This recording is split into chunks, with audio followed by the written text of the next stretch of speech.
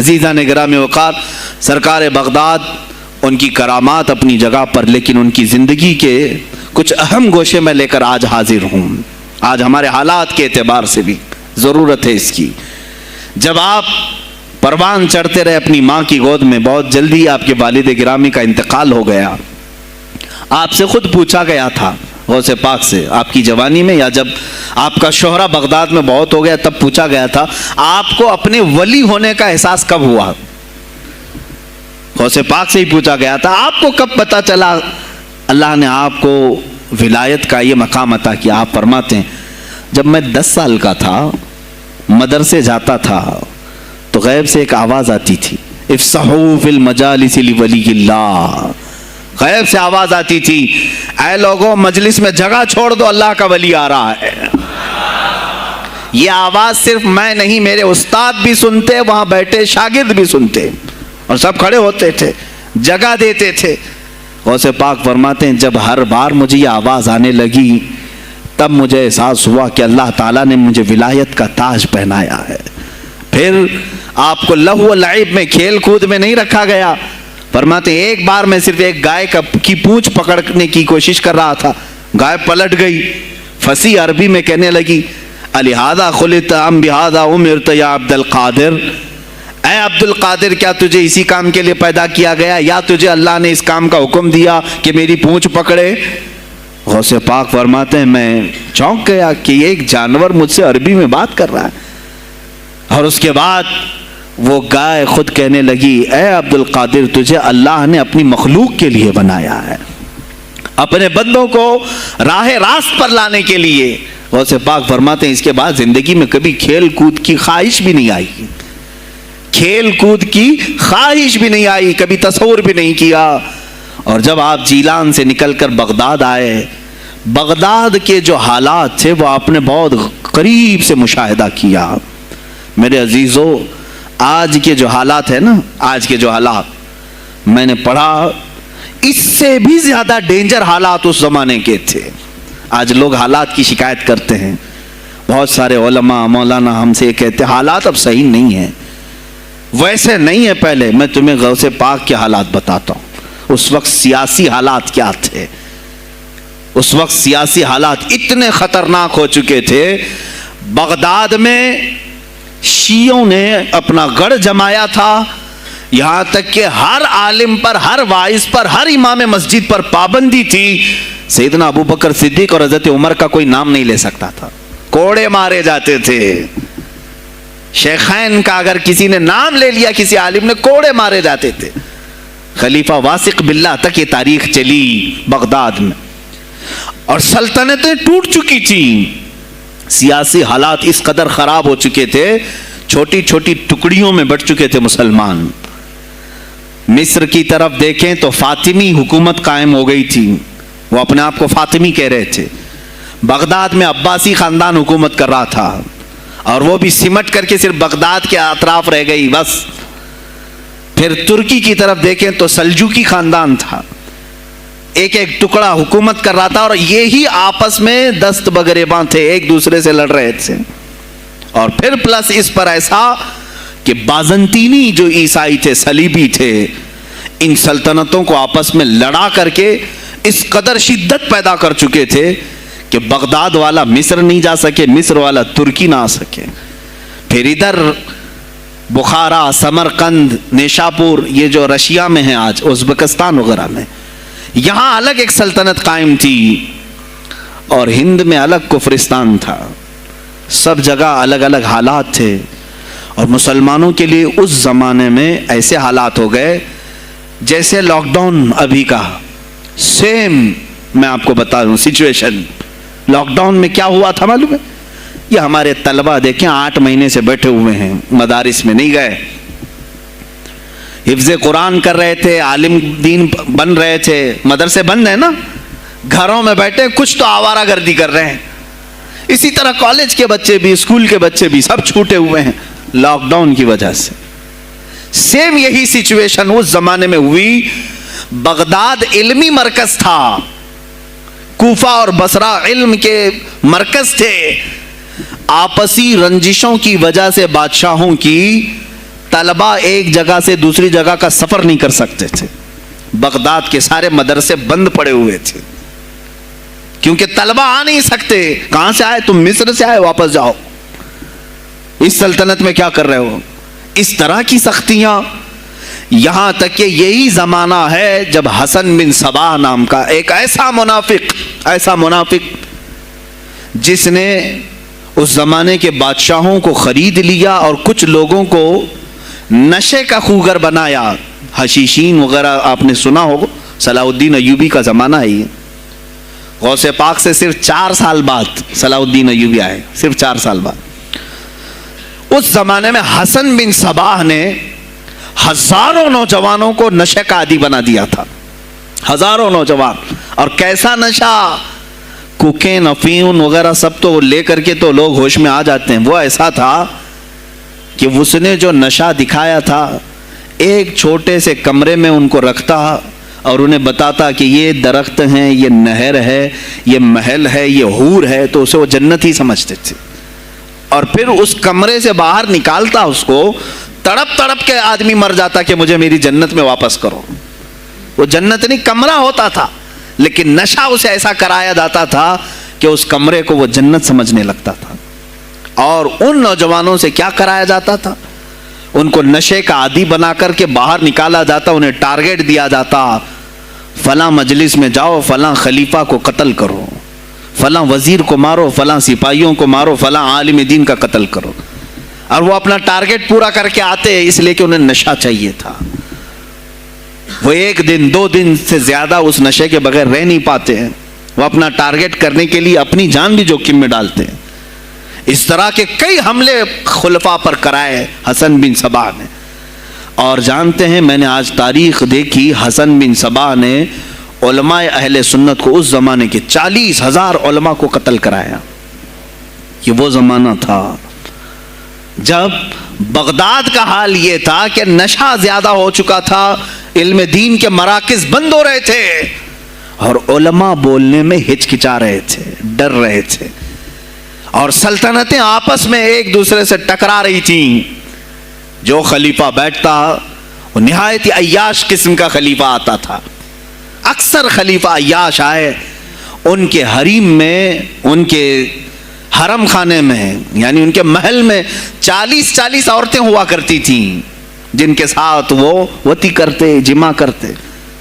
جبکہ وہ مسلمان خلیفہ ایک بادشاہ کے لیے, چاہے کوئی بھی ہو, 4 سے زیادہ کی اجازت ہے, 40 کنیزاؤں کے ساتھ وہ زندگی گزار رہے ہوتے. اس میں عیسائی بھی ہوتی, یہودی بھی ہوتی, سب قسم کی ہوتی. یہ خلفاء کا حال تھا. تم کیا کہہ رہے ہو ہمارے زمانے کو؟ ارے حالات برے ہیں, حالات برے ہیں. ابھی اور میں بتاؤں کتنے برے حالات اس زمانے میں تھے. علماء کو کوڑے مارے جاتے تھے اگر بولے. ارے شیخین کا نام لینے پر پابندی بغداد میں لگ گئی ہو, اس سے بڑا اور ظلم کیا ہو سکتا ہے؟ سیدنا ابو بکر صدیق, حضرت عمر کا نام لینے پر کوڑے مارنے لگائے جاتے. ایسے حالات میں شہنشاہ بغداد سیدنا عبد القادر جیلانی بغداد آئے ہیں جب آپ کی عمر صرف 18 سال کی تھی. 18 سال کی جوانی میں آپ نے ملاحظہ کیا, حالات کو دیکھا, تعلیم حاصل کی بڑے بڑے اساتذہ سے. آپ کے اساتذہ فقہ میں الگ ہیں, حدیث میں الگ ہیں, تفسیر میں الگ ہیں, علم کلام میں, کئی علوم و فنون پہ آپ نے مہارت حاصل کی. اس کے بعد حالات دیکھ کر کے آپ نے کیا کہا, یہ اب یہاں سے میں ہر ایک عالم دین کے لیے بشمول من میرے لیے نصیحت سمجھتا ہوں, غور سے سن لیں.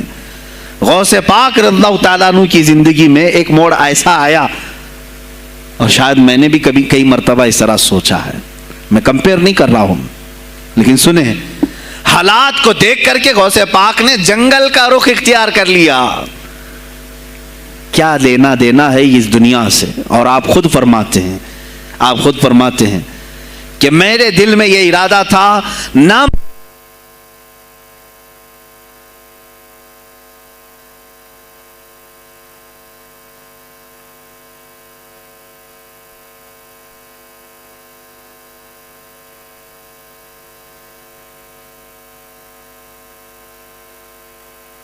ہیں میرا ارادہ ہوا جنگل میں ایسی جگہ رہوں کہ نہ مجھے مخلوق دیکھے اور نہ میں مخلوق کو دیکھوں، عبادت میں ایسے مصروف ہو جاؤں۔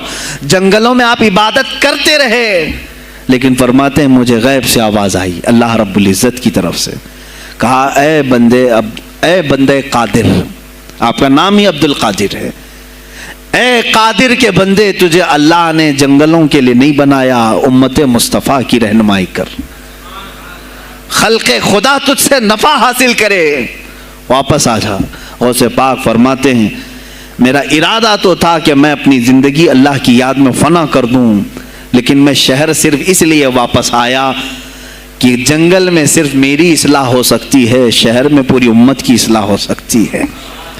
علماء کے لیے یہی آج نصیحت ہے، تم چاہے تو گدی نشین بن جاؤ، سجادہ نشین بن جاؤ، جھولی نشین بن جاؤ، جنگل نشین بن جاؤ، ہو سکتا ہے تمہارے اپنے فائدے کے لیے تم سوچ سکتے ہو۔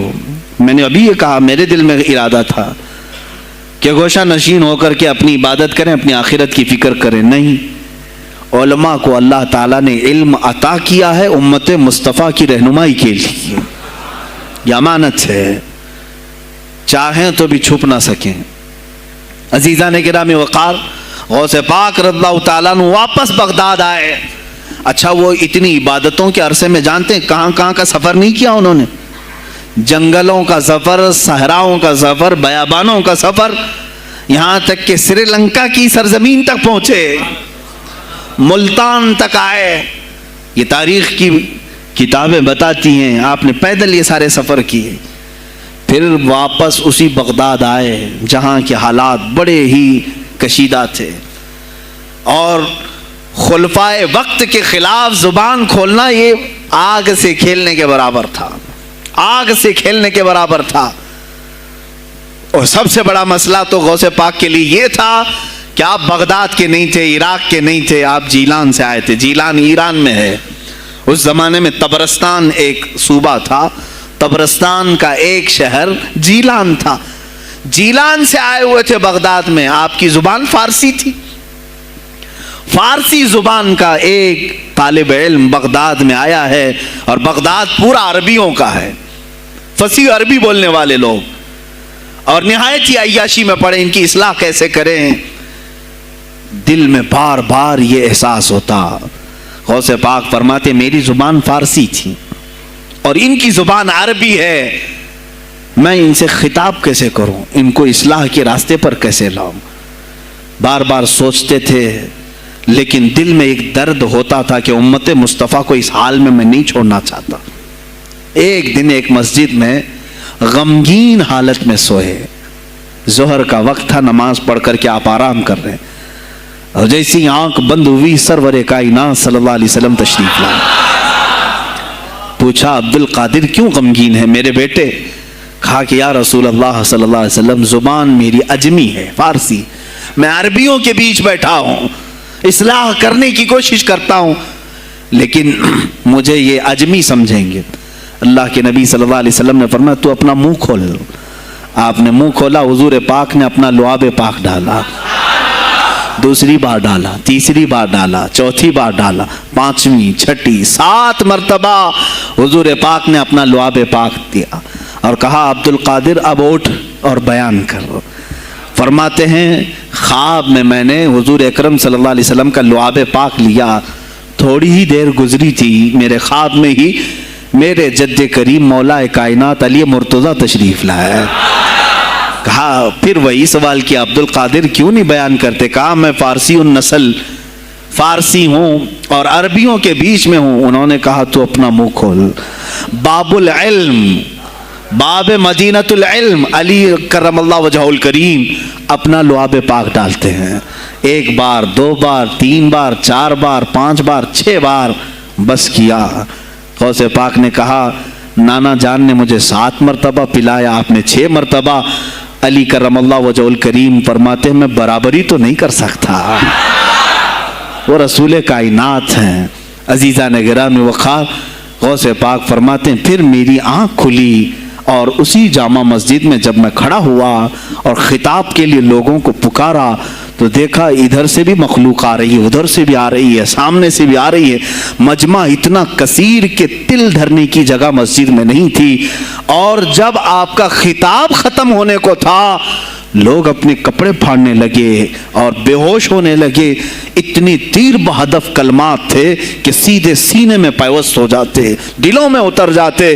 اس کے بعد وہی دن تھا سیدنا عبد القادر جیلانی کو لوگوں نے ہاتھوں ہاتھ اٹھایا۔ بغداد میں شہرہ ہو گیا کہ کوئی ایک اجمی آیا ہے اور عربیوں پر فوقیت لے گیا ہے، سارے عربی اس کے سامنے دنگ رہ گئے ہیں، کوئی عربی اس کی فصاحت کو نہیں پہنچ پاتا ہے۔ کئی لوگ امتحان کے لیے بھی آئے، ایسا نہیں ہے کہ غوث پاک کو یوں ہی چھوڑ دیا گیا۔ میرے عزیز، تم تو 1000 سال کے بعد کرامتیں سنتے ہو نا، یہی لگتا ہے کہ غوث پاک بہت کرامتوں کے مالک تھے، بہت بڑے عالم اور بڑے ولی کامل تھے، کچھ نہیں ہوا ہوگا ان کے ساتھ۔ ہمارے سے زیادہ خطرے انہوں نے مولے ہیں، ہم سے زیادہ حاسدین ان کے تھے، دشمنی کرنے والے اپنوں میں بھی بہت سارے تھے۔ غوث پاک رضی اللہ تعالیٰ عنہ کا جب خطاب شروع ہوا، کیا ایک خطیب جب مشہور ہونے لگے تو دوسرے مولوی خاموش رہ جائیں گے؟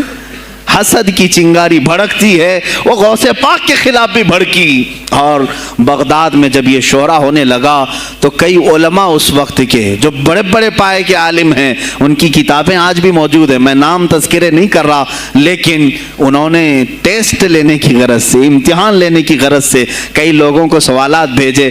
ایک دن مجلس میں ایسا تھا کہ غوث پاک تفسیر قرآن بیان کرتے تھے۔ تفسیر قرآن بیان کرنا غوث پاک کا محبوب مشغلہ تھا، روزانہ قرآن کی تفسیر عرض کرتے۔ ایک دن مجلس میں بڑے بڑے علماء کی جماعت، جس میں عبد الرحمن جوزی جیسے بڑے فقیہ محدث ہیں، ان کی ایک جماعت آئی۔ قرآن کی جو آیت کی تفسیر وہ کر رہے تھے، اس تفسیر کو کئی کتابوں سے انہوں نے اخذ کیا اور لے کر کے آئے، مجمع میں بیٹھے ہیں۔ غوث پاک نے تفسیر شروع کی۔ ایک آیت کی کتنی تفسیریں ہو سکتی ہیں، کتنی تفسیریں ہو سکتی ہیں؟ ایک تفسیر بیان کیا، اس کے بعد کہا اس آیت کی ایک دوسری تفسیر یہ ہے۔ پھر تھوڑی دیر کے بعد غوث پاک نے فرمایا اس کی ایک تیسری تفسیر یہ ہے۔ پھر کہا اس کی ایک چوتھی تفسیر یہ ہے۔ پھر کہا اس کی ایک پانچویں تفسیر یہ ہے۔ بیان کرتے جا رہے ہیں یہاں تک کہ 13 تفسیریں ہو گئیں۔ جو بیٹھے ہوئے تھے وہ آشش کرنے لگے۔ اس کے بعد اتنا ہی نہیں، آگے بڑھتے گئے 40 تفسیریں ایک آیت کی آپ نے بیان کی۔ جو آئے تھے وہ کھڑے ہو گئے اور اس کے بعد غوث پاک رضی اللہ تعالیٰ عنہ کو دیکھنے لگے۔ غوث پاک نے ان کو مخاطب کر کے کہا، اے گروہ علماء، اے جماعت علماء، تم 13 تفسیریں یاد کر کے آئے تھے ایک آیت کی، کیا وہ میں نے شروع سے 13 تک صحیح بیان کیا؟ سب اپنے جبے اٹھانے لگے، کہا ہم تو یہ 13 تفسیریں پڑھ کر آئے تھے یہ سوچ کر کے کہ شیخ عبد القادر جیلانی کو 2-3 سے زیادہ تفسیریں نہیں آتی ہوں گی، 13 کے بعد آپ تو 40 تک پہنچے، وہاں تو ہمارا بھی علم نہیں پہنچا۔ جماعت علماء دنگ رہ گئے اور اس کے بعد توبہ بھی کیا، کہا ہمارے دلوں میں بدگمانی آ گئی تھی، ہم توبہ کرتے ہیں۔ غوث پاک رضی اللہ تعالیٰ عنہ ایک اور مجمع ایسا ہے کہ اس میں 40 کے قریب علماء ہے، سوالات الگ لے کر کے پھنسائیں گے کسی طرح سے ان کو، ڈیفیکلٹ سوالات لے کر کے۔ ایک بات یاد رکھنا، مشکات شریف کی حدیث ہے، جس نے علم اس لیے حاصل کیا کہ کسی عالم کو نیچا دکھا دوں، اسے پھنسا دوں سوال کر کے، حضور فرماتے ہیں قیامت کے دن اسے آگ کی بیڑیاں پہنائی جائیں گی، اس کی زبان کو آگ کی کینچی سے کھینچا جائے گا۔ اس لیے علم حاصل مت کرو، کسی کو نیچا دکھانا، کسی کو بیوقوف بنانا۔ ایک کتاب کہیں سے پڑھ کر کے آئے، مولانا کے پیچھے پڑ گئے، یہ بتاؤ صحیح ہے کہ نہیں ہے؟ پھر اگر اس مولانا صاحب کے دماغ میں اس وقت وہ مسئلہ نہیں تھا، انہوں نے کہا نہیں معلوم، تو آپ کو لگا کہ ہاں میرے سے زیادہ تو ان کو بھی نہیں معلوم، تم نے تو ایک ہی چیز حل کر کے ان کے سامنے پیش کی ہے۔ عزیزان گرامی، اس طرح کی چیزیں ہرگز نہ کریں، یہ بہت بڑا گناہ ہے مغالطے میں ڈالنا۔